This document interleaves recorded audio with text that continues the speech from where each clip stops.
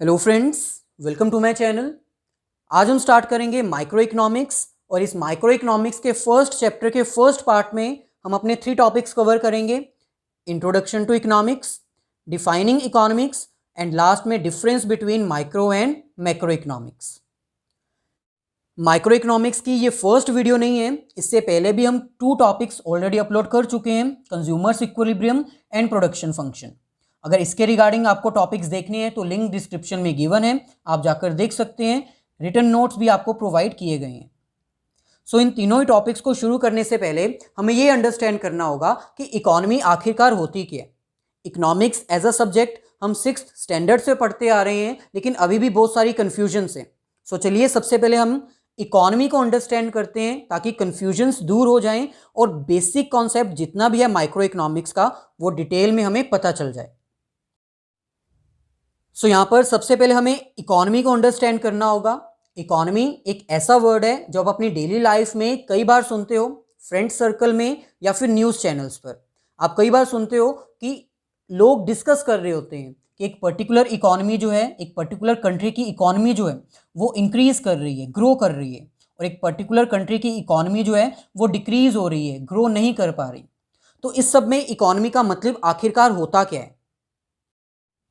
सो यहाँ पर इकोनॉमी का मतलब क्या होता है? इकोनॉमी का मतलब एक पर्टिकुलर कंट्री, वहाँ के जो इंडिविजुअल्स हैं जो उस कंट्री में रह रहे हैं, वो अपनी अर्निंग्स कैसे करते हैं, वो कौन सी ऐसी इकोनॉमिक एक्टिविटी में इन्वॉल्व हैं जिसकी वजह से वो अपनी अर्निंग्स कर पा रहे हैं।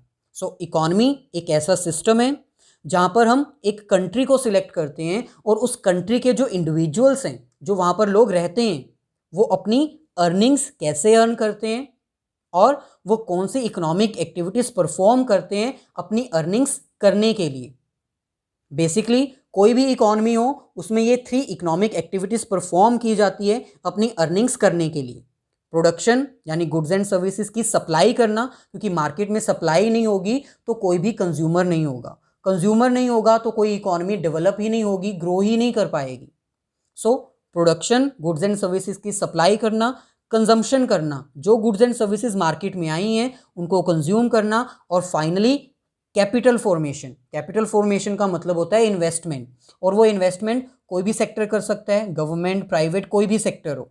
गवर्नमेंट अगर करेगी तो वो सोशल वेलफेयर के लिए करेगी, रोड्स, ब्रिज, इंफ्रास्ट्रक्चर डेवलप करेगी, और प्राइवेट सेक्टर अपनी प्रॉफिट मेकिंग के लिए करेगा, बिजनेस डेवलप करेगा, ग्रोथ करेगा। सो इकोनॉमी का यहाँ पर सिंपल मतलब है, जब हम एक पर्टिकुलर कंट्री के इंडिविजुअल्स की बात करते हैं, वो कैसे अर्निंग्स कर रहे हैं और वो कौन सी एक्टिविटीज़ में इन्वॉल्व हैं अपनी अर्निंग्स करने के लिए, उसको हम इकोनॉमी बोलते हैं। नेक्स्ट हमारे पास आती है इकोनॉमिक्स। इकोनॉमिक्स एक स्टडी है, जैसे कि साइंस एक स्टडी है, वैसे ही इकोनॉमिक्स एक स्टडी है जिसमें इकोनॉमी को स्टडी किया जाता है। ये स्टडी किया जाता है कि एक पर्टिकुलर कंट्री में कौन सी एक्टिविटीज़ परफॉर्म की जाती हैं, उन एक्टिविटीज़ में इंडिविजुअल्स कैसे इन्वॉल्व हैं, और उन एक्टिविटीज़ को परफॉर्म करने में क्या प्रॉब्लम्स अराइज हो रही हैं।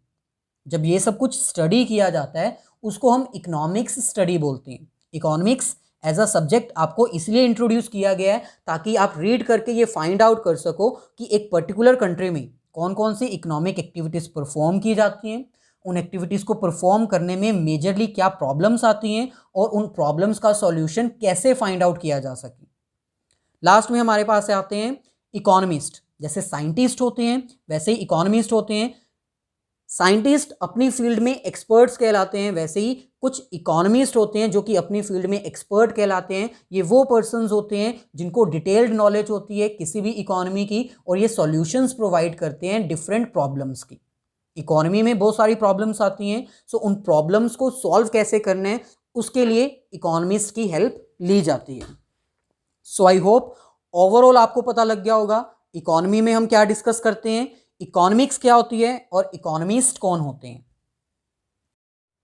सो चलिए अब हम अपने फर्स्ट टॉपिक यानी कि इंट्रोडक्शन से स्टार्ट करते हैं। इंट्रोडक्शन में हमें इकोनॉमिक्स के बेसिक 3 कैरेक्टर्स को अंडरस्टैंड करने हैं, और ये कैरेक्टर्स हमें क्या एक्सप्लेन करते हैं।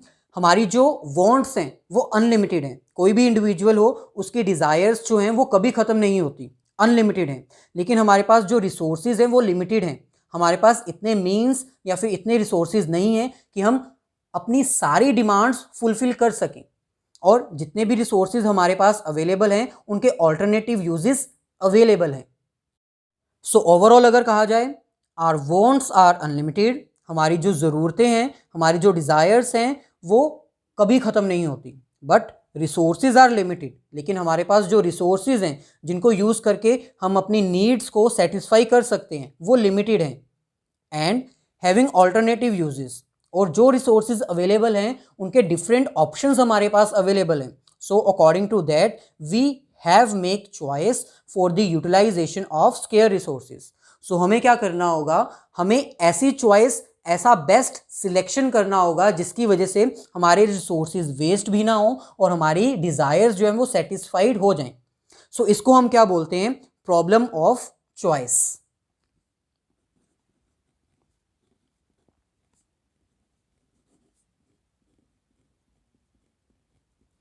सो ये फर्स्ट प्रॉब्लम है इकोनॉमी की कि इकोनॉमिक में, हमारी इकोनॉमी में जो रिसोर्सेज हैं वो लिमिटेड हैं, लेकिन इंडिविजुअल्स की वांट्स जो हैं वो अनलिमिटेड हैं, और जो रिसोर्सेज हमारे पास अवेलेबल हैं उनको भी हमारे पास यूज़ करने के लिए डिफरेंट ऑल्टरनेटिव्स हैं। सो हमारे पास ये प्रॉब्लम है कि हम कैसे अपने रिसोर्सेज को यूज़ करें, कैसे चूज़ करें बेस्ट ऑल्टरनेटिव, ताकि हमारे रिसोर्सेज जो हैं वो वेस्ट भी ना हो और हमारी डिज़ायर्स भी सेटिस्फाइड हो जाएं। प्रॉब्लम ऑफ चॉइस कोई एक पर्टिकुलर कंट्री की प्रॉब्लम नहीं है, ये हर उस इकोनॉमी की प्रॉब्लम है जो ग्रो करना चाहती है। सो इकोनॉमिक्स एक ऐसी स्टडी है जो कि इस प्रॉब्लम के साथ ही डील करती है, ताकि एक पर्टिकुलर सॉल्यूशन फाइंड आउट किया जा सके। हमारी इकोनॉमी में जो रिसोर्सेज अवेलेबल हैं उन्हीं को यूज़ करते हुए हमारी डिज़ायर्स, हमारी नीड्स भी सेटिस्फाई हो सकें। Economics is the study of economic issues arising out of the fact that our wants are limited but our resources are limited with alternative uses. So economics एक ऐसी study है जो कि economic problems को, economic issues को study करती है। कौन सी इकोनॉमिक इश्यूज को? इकोनॉमिक इशू एक ही है जो अभी हमने डिस्कस किया कि हमारी वॉन्ट्स जो हैं, हमारी नीड्स जो हैं वो अनलिमिटेड हैं, लेकिन हमारे पास रिसोर्सेज लिमिटेड हैं, और जो रिसोर्सेज हमारे पास अवेलेबल हैं उनका ऑल्टरनेटिव यूज़ भी हमारे पास अवेलेबल है, डिफरेंट यूजेस हैं। सो उन डिफरेंट यूजेस में से कोई ऐसा यूज़, कोई ऐसा ऑप्शन सिलेक्ट करना जिसकी वजह से हमारे पास जो रिसोर्सेज हैं उनका बेस्ट यूटिलाइजेशन हो सके और हमारी नीड्स भी सेटिस्फाई हो सकें। सो आई होप अब तक आपको पता लग गया होगा कि इकोनॉमिक्स एज अ सब्जेक्ट आपको क्यों इंट्रोड्यूस करवाया गया, क्योंकि आप ही में से अगर कोई पर्सन आगे जाकर इकोनॉमिस्ट बनना चाहते हैं तो आप इस प्रॉब्लम का सॉल्यूशन फाइंड आउट कर सकते हैं, डिफरेंट थ्योरीज डेवलप कर सकते हैं। सो इकोनॉमिक्स एज अ सब्जेक्ट आपको इसलिए इंट्रोड्यूस करवाया गया ताकि आपको पता चल सके कि इकोनॉमी में कौन सी इकोनॉमिक प्रॉब्लम्स हैं और उनके सॉल्यूशंस क्या हो सकते हैं। So in economics we will study how to tackle or how to manage the scarcity of resources in such a manner that our resources, such that our economic welfare is maximized. So economics में हमें क्या study करना है कि कैसे इन problems को tackle किया जा सके, कैसे इन प्रॉब्लम्स को मैनेज किया जा सके। और प्रॉब्लम कौन सी है? वही एक प्रॉब्लम कि हमारी जो वांट्स हैं वो अनलिमिटेड हैं और रिसोर्सेज लिमिटेड हैं। इन लिमिटेड रिसोर्सेज का कैसे यूज किया जाए ताकि इकोनॉमिक वेलफेयर पॉसिबल हो सके। सो नेक्स्ट हमारे पास है micro economics versus macro economics. Name से ही पता चल रहा है, माइक्रो मींस स्मॉल और macro means big. So micro economics एक ऐसी इकोनॉमिक्स है जहां पर अपनी इकोनॉमिक प्रॉब्लम्स को स्टडी करते हैं लेकिन स्मॉल लेवल पर। When economic problems are studied at small level और micro level, like an individual consumer, an individual producer etcetera. जब हम एक इंडिविजुअल, एक सिंगल कंज्यूमर की बात करते हैं, जब हम एक सिंगल प्रोड्यूसर की बात करते हैं, तब हम माइक्रो इकोनॉमिक्स को स्टडी कर रहे हैं, जो कि हमारा फुल फ्लेज सब्जेक्ट है। For example, income of a consumer is limited but his wants are unlimited. So एक इंडिविजुअल की बात हम कर रहे हैं, एक पर्टिकुलर इंडिविजुअल है, एक कंज्यूमर है जिसकी इनकम जो है वो लिमिटेड है 10,000 20,000, लेकिन उसकी वांट्स अनलिमिटेड है। सो इस प्रॉब्लम को हम माइक्रो इकोनॉमिक्स बोलेंगे। A producer having limited resources of production but he wants to maximise his profit. अब एक प्रोड्यूसर है जिसके पास रिसोर्सेज लिमिटेड ही हैं, जितने उसके पास रॉ मटेरियल है वो उतना ही रहेगा, उसको इंक्रीज नहीं किया जा सकता क्योंकि रिसोर्सेज लिमिटेड हैं, लेकिन वो उन्हीं रिसोर्सेज को यूज करते हुए अपना प्रॉफिट मैक्सिमाइज करना चाहता है। सो इस प्रॉब्लम को माइक्रो इकोनॉमिक्स लेवल पर स्टडी किया जाता है। नेक्स्ट हमारे पास आता है मैक्रो इकोनॉमिक्स। मैक्रो इकोनॉमिक्स में जब हम अपनी प्रॉब्लम्स को लार्ज लेवल पर डिस्कस करते हैं, स्मॉल लेवल पर नहीं, बिग लेवल पर जब लेकर जाते हैं तो उसको हम बोलते हैं मैक्रो इकोनॉमिक्स। जैसे कि एम्प्लॉयमेंट लेवल, पूरी कंट्री में एम्प्लॉयमेंट लेवल जो है वो एक बिग प्रॉब्लम है। Growth of a nation, general price level. So when economic problems are studied at macro level, level of an economy as a whole, पूरी इकोनॉमी की जब बात की जाती है तब हम उसको बोलते हैं मैक्रो इकोनॉमिक्स। लाइक एम्प्लॉयमेंट, एक इकोनॉमी में एम्प्लॉयमेंट लेवल कितना है, ग्रोथ कितनी कर रही है वो इकोनॉमी, और उस इकोनॉमी में इन्फ्लेशन कितनी चल रही है, प्राइस लेवल कितना है। For example, an issue of controlling employment level and inflation rate in an economy. So जब हम एम्प्लॉयमेंट लेवल की बात करें या फिर इन्फ्लेशन की बात करें तो वो पूरी इकोनॉमी में आ जाती है। सो इसलिए वो कौन सी प्रॉब्लम है, मैक्रो इकोनॉमिक्स। सो अगर इन दोनों के डिफरेंस को अंडरस्टैंड करना है तो सिंपल है, माइक्रो इकोनॉमिक्स स्टडी करती है इकोनॉमिक प्रॉब्लम्स को इंडिविजुअल लेवल पर, जबकि मैक्रो इकोनॉमिक्स स्टडी करती है इकोनॉमिक प्रॉब्लम्स को होल लेवल पर, पूरे इकोनॉमिक लेवल पर। It is related with output and price of individual firms. यहाँ पर इंडिविजुअल फर्म्स, इंडिविजुअल इंडस्ट्री की बात की जाती है, लेकिन यहाँ पर पूरी इकोनॉमी के प्राइस लेवल की बात की जाती है, पूरी इकोनॉमी की प्रोडक्शन की बात की जाती है, पूरी इकोनॉमी में जितने भी कंज्यूमर्स हैं उन सब की बात की जाती है। लास्ट में, it assumes that variables of macroeconomics remain constant. So इसमें ये एजम्पशन है कि जब हम माइक्रो इकोनॉमिक्स की बात कर रहे हैं तो हमने ये एज्यूम कर लेना है कि मैक्रो इकोनॉमिक्स जो है वो स्टेबल रहेगी, उसमें कोई चेंज नहीं आएगा, एम्प्लॉयमेंट लेवल चेंज नहीं होगी, इन्फ्लेशन डिफ्लेशन कुछ भी नहीं होगा।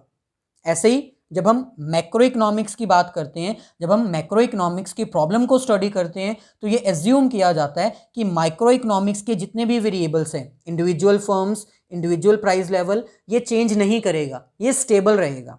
It assumes that the variables of microeconomics remain constant. So ये थी हमारी आज की वीडियो जिसमें हमने इंट्रोडक्शन में ये सीखा कि माइक्रो इकोनॉमिक्स में हमें इंडिविजुअल लेवल्स की प्रॉब्लम को स्टडी करना होता है, और इंडिविजुअल लेवल की बेसिक प्रॉब्लम क्या है, हमारी जो वांट्स है वो अनलिमिटेड हैं, हमारे जो रिसोर्सेज हैं वो लिमिटेड हैं, और जो रिसोर्सेज अवेलेबल हैं भी वो भी ऑल्टरनेटिव यूजेस हैं।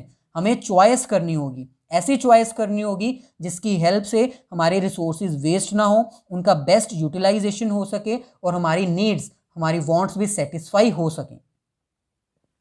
सो अगर आपको ये लेक्चर हेल्पफुल लगा है तो प्लीज़ इसको शेयर कीजिए अपने फ्रेंड्स के साथ, और कमेंट करके अगर कोई क्वेश्चन है तो वो पूछ सकते हैं। चैनल को सब्सक्राइब करना ना भूलें।